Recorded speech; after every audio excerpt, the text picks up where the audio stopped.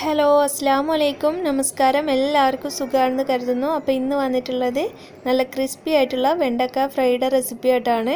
ഇത് വളരെ എളുപ്പത്തിൽ നമുക്ക് വീട്ടിൽ ഉണ്ടാക്കിയെടുക്കാൻ പറ്റുന്നതേ ഉള്ളൂ. അപ്പോൾ വീഡിയോ എല്ലാവരും ഒന്ന് മുഴുവനായിട്ട് കാണുക, ഇഷ്ടമായാൽ ഒന്ന് ലൈക്ക് ചെയ്യുക, അതുപോലെ ഷെയർ ചെയ്യുക. അപ്പോൾ നമുക്ക് ഇതിനു വേണ്ട ഇൻഗ്രീഡിയൻസ് എന്തൊക്കെയാണെന്ന് നോക്കാം. നമുക്ക് ആദ്യം വെണ്ടയ്ക്കേൻ്റെ രണ്ട് സൈഡ് ഒന്ന് കട്ട് ചെയ്ത് മാറ്റണം. ഞാനിവിടെ ഏകദേശം ഒരു 1/4 കിലോ വെണ്ടയ്ക്കയാണ് എടുത്തിട്ടുള്ളത്. അപ്പോൾ നല്ല ഫ്രഷ് ആയിട്ടുള്ള വെണ്ടയ്ക്ക തന്നെ എടുക്കാനായിട്ട് ശ്രദ്ധിക്കുക. ഇനി നമുക്ക് ഇതുപോലെ വീഡിയോയിൽ കാണുന്നത് പോലെ ഒന്ന് കട്ട് ചെയ്തെടുക്കാം. ഞാനിപ്പോൾ സീഡ് മാറ്റാതെയാണ് ഫ്രൈ ചെയ്തെടുക്കുന്നത്. ചിലരൊക്കെ ചെയ്യുമ്പോൾ സീഡ് മാറ്റിയിട്ട് ചെയ്യുന്നതായിട്ട് കണ്ടിട്ടുണ്ട്. പക്ഷെ എനിക്ക് കുറച്ചുകൂടി നന്നായിട്ട് എളുപ്പത്തിൽ ചെയ്യാൻ പറ്റുന്നതും, പക്ഷേ നമുക്ക് ഇതിൻ്റെ സീഡും കൂടി ഒന്ന് ഫ്രൈ ചെയ്യുമ്പോൾ നല്ല ടേസ്റ്റ് തന്നെയാണ്. അതുകൊണ്ട് തന്നെ ഞാൻ സീഡൊന്നും മാറ്റാതെയാണ് ചെയ്യുന്നത്. നമുക്ക് ഇതുപോലെ ഒന്ന് കട്ട് ചെയ്തെടുക്കണം. വളരെ തിന്നായിട്ട് വേണം കട്ട് ചെയ്തെടുക്കാനായിട്ട്. അധികം നമ്മൾ വീതിയിൽ കട്ട് ചെയ്തെടുക്കുക, ഫ്രൈ ചെയ്താൽ അത്രക്കങ്ങ് ടേസ്റ്റ് ഉണ്ടാവില്ല. ഒരു വെണ്ടയ്ക്കേൻ്റെ നമ്മുടെ ഒരു വഴുവഴുപ്പൊക്കെ ഉണ്ടാവും. അതുകൊണ്ട് മാക്സിമം നമുക്ക് എത്ര നൈസായിട്ട് കട്ട് ചെയ്യാൻ പറ്റുമോ അത്രക്കങ്ങ് നൈസായിട്ട് ഇതുപോലെ ഒന്ന് കട്ട് ചെയ്തെടുക്കുക.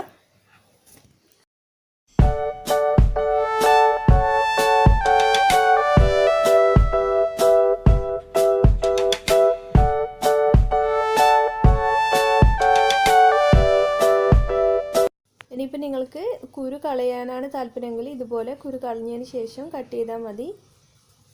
അപ്പോൾ നമ്മുടെ വെണ്ടയ്ക്കൊക്കെ ഇതുപോലെ നൈസായിട്ട് കട്ട് ചെയ്തെടുത്തിട്ടുണ്ട്. ഇനി നമുക്കിതിൽ കുറച്ച് കാര്യങ്ങളൊക്കെ ചേർത്ത് കൊടുക്കാം. അതായത് 2 ടേബിൾ സ്പൂണോളം കടലമാവ് ചേർത്ത് കൊടുക്കാം.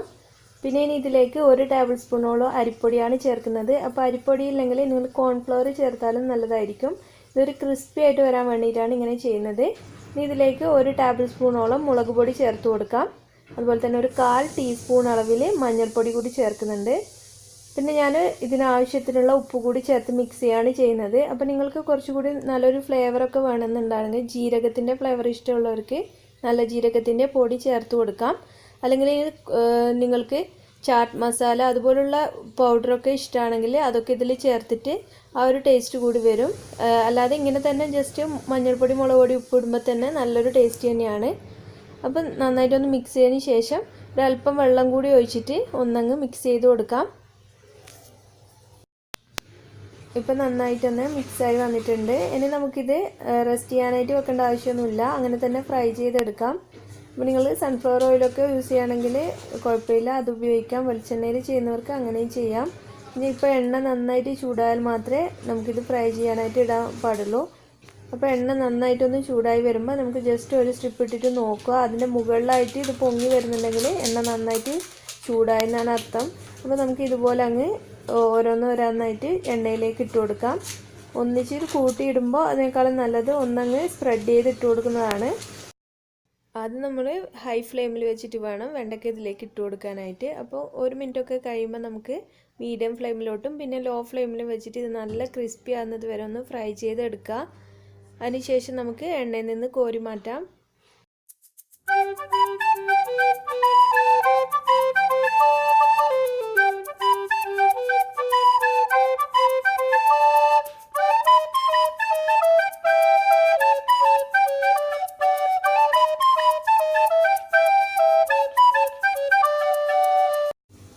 ഇതിപ്പോൾ ഇവിടെ റെഡി ആയിട്ടുണ്ട്. ഈ ഒരു രീതിക്കാണ് വരുന്നത്. കണ്ടില്ലേ, നല്ല ക്രിസ്പിയാണ്. അപ്പോൾ നമുക്ക് ബാക്കിയുള്ളത് ഇതുപോലെ തന്നെ ഒന്ന് ഫ്രൈ ചെയ്തെടുക്കാം.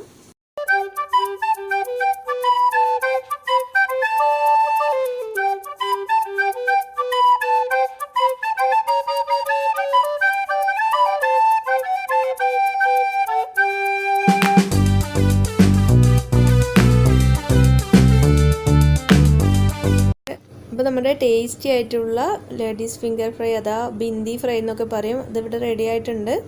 അപ്പോൾ ഇതെല്ലാവരും ഒന്ന് ട്രൈ ചെയ്ത് നോക്കുക. സിമ്പിളാണല്ലോ. അപ്പോൾ ട്രൈ ചെയ്യുന്ന സമയത്ത് ഫീഡ്ബാക്കൊക്കെ അറിയിക്കുക. അതുപോലെ തന്നെ ചാനൽ ആദ്യമായിട്ട് കാണുന്ന ആരെങ്കിലും ഉണ്ടെങ്കിൽ സബ്സ്ക്രൈബ് ചെയ്തൊന്ന് സപ്പോർട്ട് ചെയ്യുക.